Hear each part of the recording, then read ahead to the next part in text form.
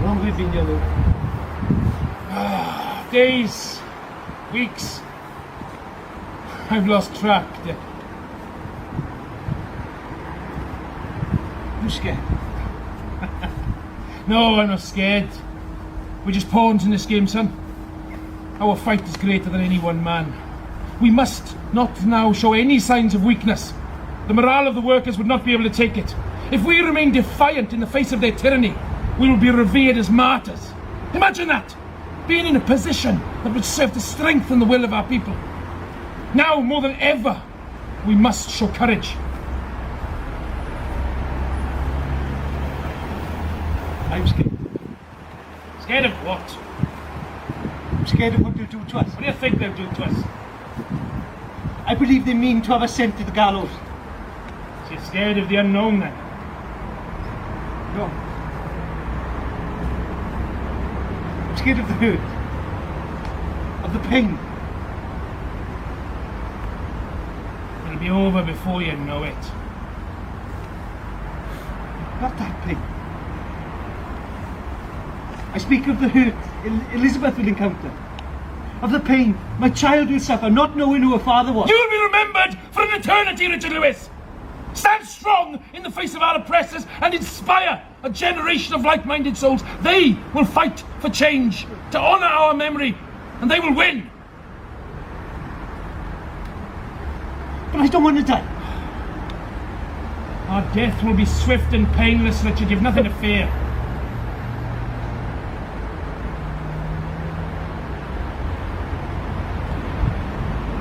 Do you believe in God, Luke? No, I do not. Then how do you remain so calm? Because I believe in destiny.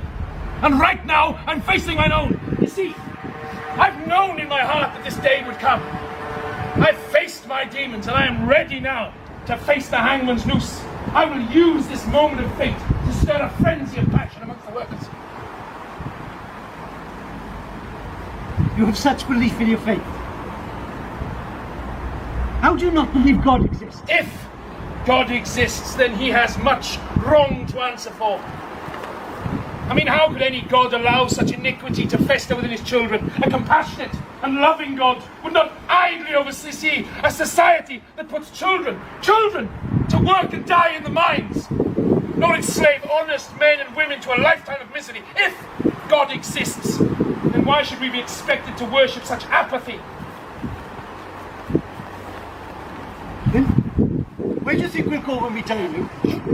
Now that I do not know. But do you honestly think it could be any worse than this world? There's love in this world too. I love my wife. I love my child. I do not wish to leave them. What will be, Richard. We cannot decide our fate. We can only decide the world in which we leave behind. I mean, do you not find it convenient for our oppressors that we are constantly preached to about leading good and honest lives, that we will be rewarded in the next world for our obedience in this one? Amidst the squalor, the stench of death, the wretchedness of this world, behave yourself now. Be a good worker, and God will recompense you at the day of reckoning. Here in this cell, Lewis, I have nothing. I've not a thing left, except my faith. Now deny me not my faith, sir. Forgive me, Richard. I see now that you're a coward. What's going on here?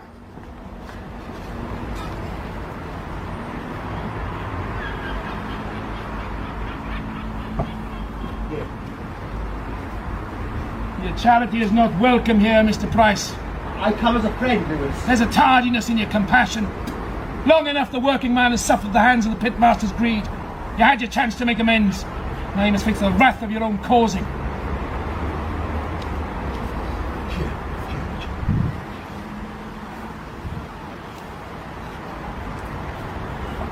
How are you, Richard? I miss my wife, sir. She misses you too. She is here. She wishes to see you. No, not like this. She must not see me like this. You would upset her. Why, Elizabeth, she's a far stronger woman than you give her credit for, Richard. She's been cared for very well by your sister and the Reverend Howells. She longs to see you. Her resolve and strength of love, it's quite remarkable. She insisted on being here today. It was against your sister's wishes, of course. Now they know she is a child. Elizabeth has brought Mary here. No, I thought you knew. Oh, I am sorry, Richard. I thought you would have known. Elizabeth is with child. Yes. Elizabeth is carrying your child, Richard. Look, I will send for her. You ought to hear it from her. I believe it will do you good to see one another, to talk. Yes. I will speak to the guard when I leave. Before I go, Richard, there is something you must know. As we are here, a petition is travelling around the valleys as we speak. I'm told it already numbers in the thousands and will be taken to Parliament upon its completion. This petition, it bears claim to your innocence, Richard, and your right to freedom. Diolch yn fawr, Mr. Price. Fear not, Richard. You are an innocent man. The judge cannot ignore that.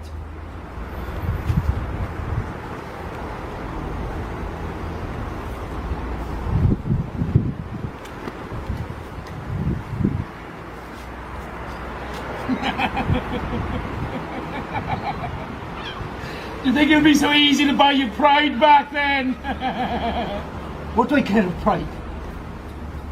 When I can't care for my family.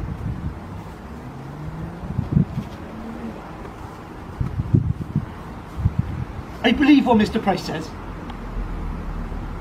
And if he is able to bring my Elizabeth here to see me, then you too will know that he is a man of his word. And what does it matter, Richard? And what of this petition? Do you honestly believe that Parliament would bestow a pardon on Richard Lewis?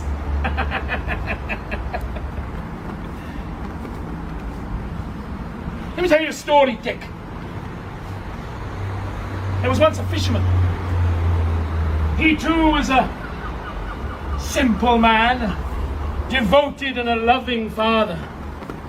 Each day he would go off on his way to work. He'd catch his fish, enough to feed himself and his family, and then he would return home. He taught his children well of the respect that mankind must have for nature. Then one day, whilst he was hard at his work, a travelling stranger came to speak with him. Now the stranger spoke with a seductive and a manipulative tongue. He tried to befriend the fisherman, but the fisherman was no one's fool. No. He soon became wary of the stranger's tempting tongue. If you invest in a bigger net, the stranger said, you'll be able to catch more fish. You can then sell those fish and buy a boat. Soon enough you could buy a fleet of boats, and all the fish in the ocean would be yours to sell. No! Said the fisherman. You see, this angered him greatly. He saw in the eyes of that stranger a greed of the like he had not witnessed before. He threatened the stranger with his gutting knife. Be gone from here and never return. But the stranger did return. The very next day. Only now he came with more strangers. And he brought that net he spoke of too. The same day he caught thrice the fish the fisherman caught, and the day after that, and the day after that too. Soon enough he did not need come fish anymore. He had amassed such an empire that he hired a brigade of strangers to man his fleet of fishing boats. This continued until one day the fisherman cast his line out to sea. With a tear in his eye, he knew there were no more fish in the ocean. The stranger caught them all.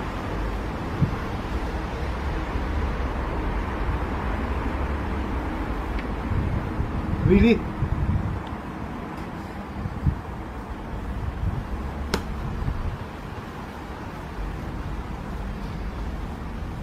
Really?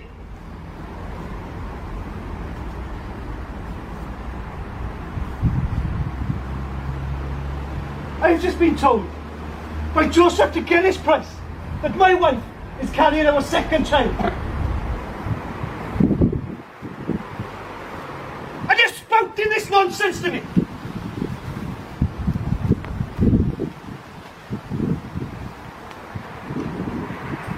Tell me this, then, Lou. Who is this valiant fisherman?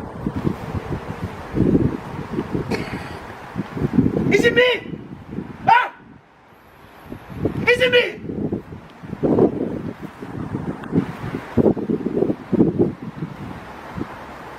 Or is it you?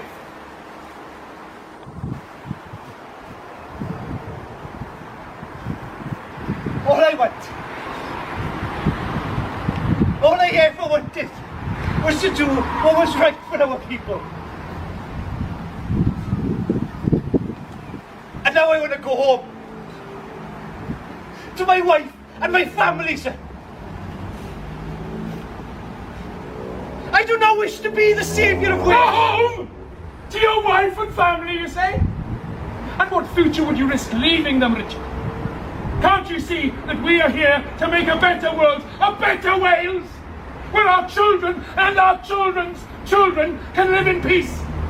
Where the pitmasters can realise that we too are human beings. We have the ability to love, to cry, to hurt, to feel pain, just like those that feel they own us. We are not here to be used as some instrument for their greed and then tossed aside when we're all spent out. Wake up and realise we are privileged to be here. We stand on the cusp of martyrdom. Our passing will serve as a revolution for our people.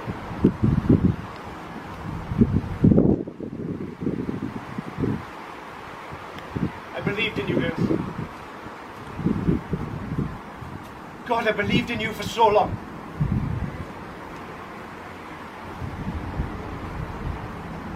I, like thousands of others, followed you. For as long as I've known you, you've instilled so much faith in me.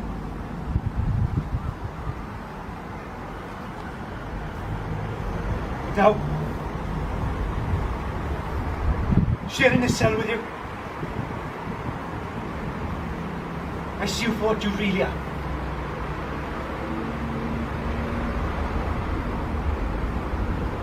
You're just a man, Lou.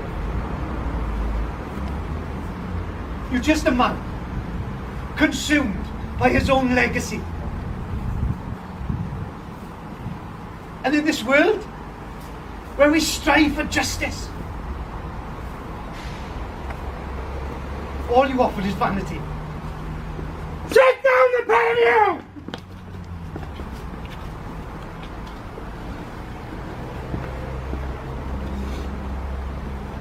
You have some pretty powerful friends, Dic Penderyn.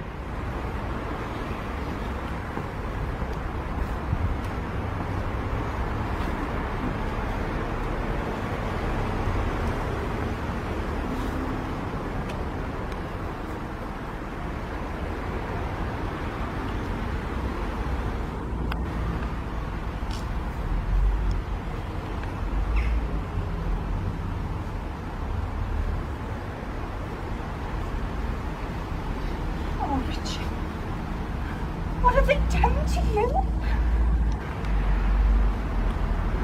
I can hear your heart beating. You're so fasted.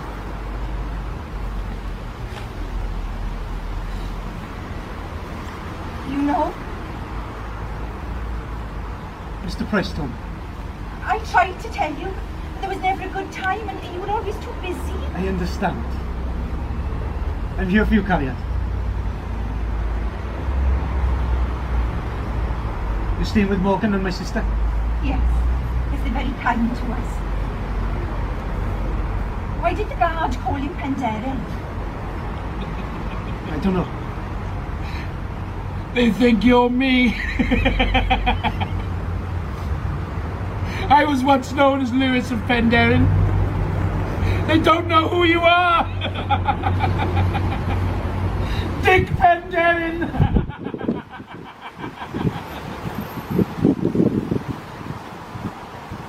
And what of Mary? She's well. But she's too young to understand. Does she miss me? She's not quite herself. She cries more when you're not there.